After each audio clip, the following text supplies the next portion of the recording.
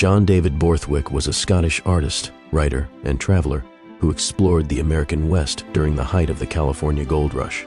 Between 1851 and 1854, he ventured through mining camps, boomtowns, and frontier settlements, capturing the raw, untamed spirit of gold country, not just with his pen, but also with his brush. His most notable work, 3 Years in California, published in 1857, offers one of the most vivid and detailed eyewitness accounts of gold rush life. Unlike many second-hand retellings of the time, Borthwick's book stands out for its accuracy, first-hand observation, and wry, intelligent humor. He wrote with the eye of a painter and the wit of a skeptic, documenting not just the pursuit of gold, but also the chaos, characters, and culture that sprang up around it. What makes Borthwick unique is his combination of outsider curiosity and insider access. As a foreigner, he saw American frontier society with fresh eyes, yet he immersed himself fully in the experience. His accounts remain among the most entertaining and reliable windows into a time and place that reshaped a nation. What follows is John Borthwick's first-hand account of his arrival in Sacramento during the height of the gold rush, lightly edited for flow and clarity.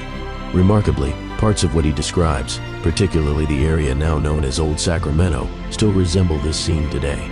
Preserved as a major historical attraction, Old Sacramento offers visitors a glimpse into the same streets, structures, and spirit that Borthwick saw in 1851. Here is his account. The steamer, which was a good example of the usual style of New York riverboat, was crowded with passengers and merchandise. There were not berths for even half the people on board, so, along with many others, I lay down and slept quite comfortably on the deck of the saloon until about 3 o'clock in the morning. We were awakened then by the noise of letting off steam as we arrived at Sacramento. Sacramento City was second only to San Francisco in size and importance. Many large commercial houses had made it their headquarters and imported directly from the Atlantic states. The river was navigable that far by vessels of 600 to 800 tons, and in the early days of California, many ships cleared directly for Sacramento from Atlantic ports. But as trade gradually found its natural channel, San Francisco became the exclusive emporium for all of California. Even at the time I write of, seagoing vessels were rarely seen this far inland. The plains there are only slightly above the average level of the river, and a levee had been built all along the city front, 8 or 10 feet high, to protect it from flooding during the rainy season. With the exception of a few handsome brick blocks, the buildings were wooden and had an unmistakably Yankee look, white paint, green trim, and enormous signs covering them top to bottom. The streets were wide, perfectly straight, and intersected at right angles like latitude and longitude lines on a chart. The street naming was democratic and highly practical. Streets parallel to the river were numbered, first, second, third, and so on indefinitely, while cross streets were labeled with letters of the alphabet. J Street was the main thoroughfare and stretched nearly a mile, so from it one could count the number of parallel streets and grasp the city's scope. This system was highly convenient. Once the coordinates of a house were known, it could be located at once. A stranger could navigate the whole town without asking directions. Just take an observation at any street corner. My stay in Sacramento was brief, just a few hours. I went to a large hotel, which also served as the main staging house. There I dozed until about 5 o'clock. Though it was still dark, the whole building was already coming to life. About 100 of us had breakfast by candlelight. When we stepped into the bar room as dawn broke, we saw a spectacle. Nearly 24 4-horse coaches parked outside, all bound for different mining towns. The street was completely blocked, and crowds of men were scrambling into their seats, while others fortified themselves at the bar for the road ahead. The coaches were varied. Some were light spring wagons, just oblong boxes with 4 or 5 crosswise seats. Others were similar but more finished and topped with awnings. There were also a number of proper American stagecoaches, huge high-slung rigs that carried 9 inside, seated on 3 benches, the middle ones situated awkwardly between the doors. The place I had chosen for my first mining adventure was a village bearing the suggestive name of Hangtown, officially known, however, as Placerville. It had earned the name Hangtown early in its history due to the number of criminals who had met justice there under Judge Lynch. I quickly found the stagecoach headed for that destination. It happened to be one of the oblong boxes. I tossed in my roll of blankets, took my seat, and lit my pipe to better enjoy the scene around me. And what a scene it was, one few places in the world could show today. It would have delighted those who lament the degeneracy of modern times and long for the good old days of stagecoaches. Granted, the old English mail coach, the guard with his tin horn, and the jolly red-faced coachman were missing, but the horses were as fine as ever drew Her Majesty's mail. The teams were all aligned in the same direction, with the coaches 4 or 5 abreast, filling the entire width of the broad street for nearly 70 yards. The horses pawed, snorted, and kicked restlessly.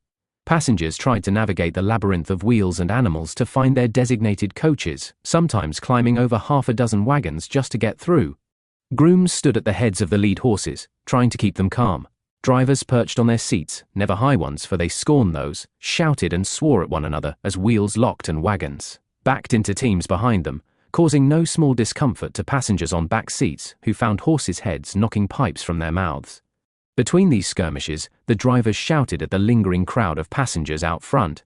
Just like everywhere else, people waited until the last minute. Though it's more comfortable to sit, men preferred to remain free until the final moment before surrendering their bodies to a coach or a train, already loaded and ready to hurl them towards some remote corner of creation. Each wagon bore the name of its destination painted on the side. The drivers shouted their routes as well, so even in the chaos, it wasn't hard to find the right coach. One might expect a man's own legs and will to suffice for starting a journey. But in this go-ahead country, travelers were not allowed to remain idle until inspired to move. They had to be hurried up. Of the whole crowd milling around the hotel or pushing through the tangled maze of wagons, only half were passengers. The rest were runners for the various stages, unleashing torrents of persuasive chatter to get men aboard. The air was thick with their cries. One would shout, "Now then, gentlemen, all aboard for Nevada City. Who's going? Only 3 seats left, the last chance today. 5 hours to Nevada City." Then, spotting someone who looked even mildly uncertain or lost, he'd pounce. "Nevada City, sir? This way, just in time," and, before the poor fellow could clarify that he was headed for Coloma, not Nevada City, he'd nearly be bundled into the wrong coach. Then his captor would holler, "Oh, Bill, where the hell are you?" "Hello," came the answer from deep within the crowd. "Here's a man for Coloma," the first runner would shout, still holding tight to his dazed prize lest he escape before Bill arrived to take custody. This sort of thing continued non-stop. It was absurd. Apparently, if 100 men wanted to go somewhere, it required another 100 to dispatch them. There was no danger of anyone being left behind. In fact, any weak-minded passerby could easily have been shipped off to parts unknown before he could collect his thoughts. Few coaches faced competition, except to Marysville and a few larger towns, and all were crammed full. What real use these runners or tutors served wasn't obvious to the uninitiated. But they were a fixture of American life, and Americans are not in the habit of supporting useless institutions. In truth, it was just another form of American advertising, forcing the public to take notice by hammering the point into their ears. In the States, blowing your own horn, and making as much noise as possible while doing it, is the basic principle of business.